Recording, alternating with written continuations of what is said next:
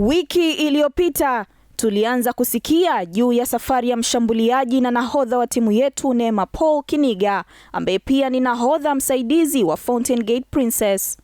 Kiniga ana historia ya kipekee kwenye soka la wanawake Tanzania. Kwenye mazungumzo yake aliyoyafanya na afisa habari wa Fountain Gate FC ambayo yalianza wiki iliyopita, alieleza mengi juu ya safari yake ya kisoka na namna ambavyo alimudu kukabiliana na changamoto mbalimbali za ndani na nje ya uwanja.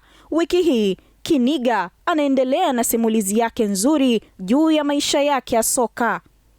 Mtu ambaye nilikuwa sijawahi kumuona, ila nilikuwa tu nikisikia tu, nasikia tu habari zake, taarifa zake, kile kitu ambacho anakifanya, kila mtu anamzungumzia yeye. Kutokana na lile eneo yeye ambalo anacheza, basi na mimi nilikuwa nacheza eneo hilo hilo. Lakini siku moja nilipopata nafasi ya kumuona, ndiko pale nilipojizilisha nikasema na mimi siku moja nataka nicheze kama Asha Mwalala. Na kwa bahati nzuri zaidi, baada ya kwenda Mburahati nikakutana naye.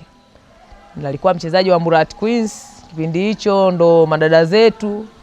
Kwa hiyo mimi nilikuwa namwangalia sana yeye na nilikuwa nampenda sana jinsi anavyocheza, yani anavyofanya. Mwalimu kipindi hicho anaweza akakupa nafasi hata dakika 2 na ukamalizie. Yani unafurahi kwa sababu mtu ambaye anafanya kile kitu ni mtu ambaye unamfurahia na unamwangalia kwa ukaribu ili kujifunza vitu vingi kutoka kwake.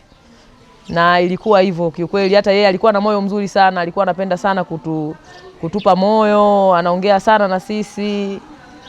Kwa hiyo alikuwa ni mtu mzuri sana.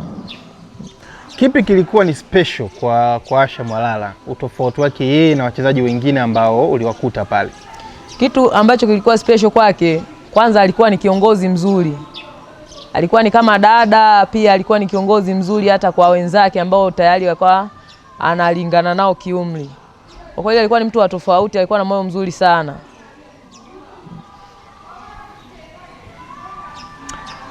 Sawa, kwa hiyo baada ya Mburahati ndio Simba Queens wakakuona? Baada ya Mburahati Queens ndio tukawa tumegawanyika hapo.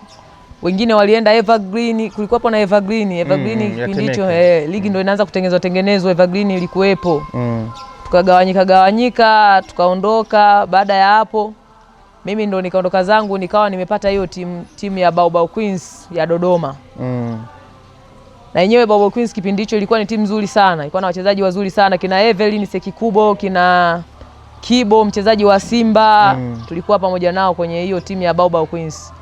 Kwa hiyo Simba Queens waliniona kupitia hiyo timu ya Baobab Queens. Neema Kiniga ambaye kwenye timu yake anatambulika kama mwenyekiti atakuwepo tena hapa wiki ijayo, akichagiza hiki na kile na kutoa elimu kwa mabinti wadogo wenye ndoto kama yake.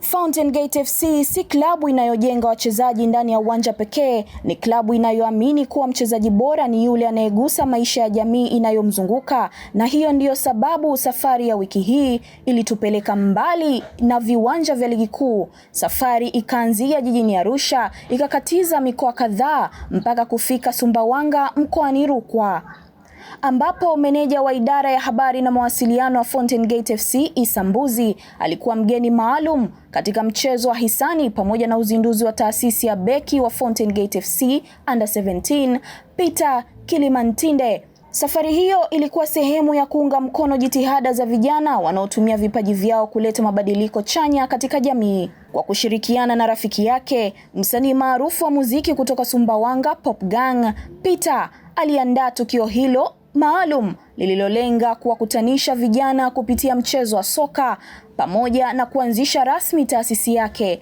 Mchezo huo wa hisani ulifanyika tarehe 21 Juni katika uwanja wa shule ya sekondari Kantalamba Boys, na mamia ya wakazi wa Sumbawanga walijitokeza kushuhudia tukio hilo. Waliokuja si watu wachache, ni watu wengi, na nitumie fursa hii pia kukutia moyo kama ambavyo viongozi waliniagiza nikutie moyo kwenye hiki ambacho umekifanya, kwamba kisiishie hapa, kiwe ni endelevu, kifanyike kwa misimu na misimu mingine huko mbele zaidi, ili sasa wakati mwingine basi hata viongozi pia waje washuhudie hiki ambacho nakifanya, kwa sababu umekuwa ni mtu wa kwanza hapa. Mimi nimeenjoy, nimefurahi, jambo lilikuwa zuri na limekwenda vizuri pia.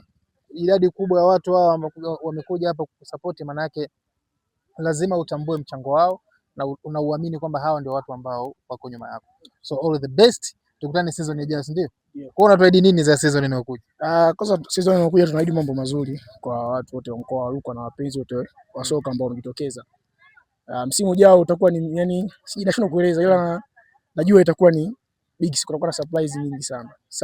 Kikubwa tuombe uzima,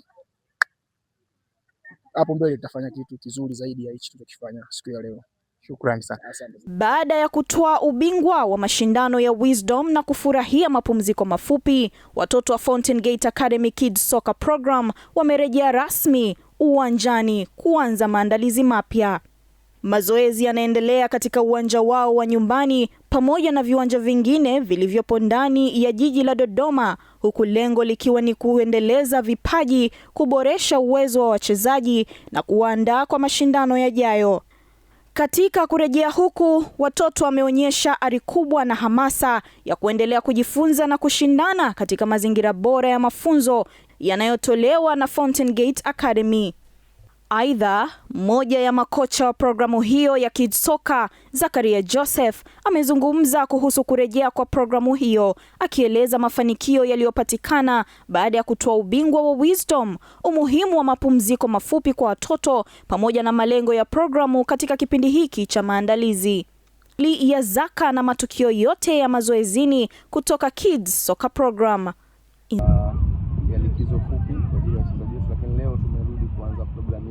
Soka tarehe 4 na itaendelea sasa katika viunga vyetu vya Arena kuanzia Ijumaa saa 9 jioni, Jumamosi kuanzia saa 2 asubuhi na Jumapili kuanzia saa 9 jioni. Tunawaomba walezi na wazazi kuwaleta watoto wao katika programu yetu kwa sababu tunahitaji kutengeneza misingi bora ya watoto wetu ama wachezaji. Sasa na misingi bora ili itengenezwe kwa ajili ya taifa letu, inabidi kuwaleta katika foundation hizi za watoto wadogo, kuanzia wanapokea watoto kuanzia miaka 7 mpaka miaka 15. Mpaka kufikia hapo ndio mwisho wa kipindi hiki. Tukutane tena wiki ijayo kwa habari za moto kutoka Fountain Gate Academy Tanzania. Mimi ni Naila Shomari, Fahari ya Tanga.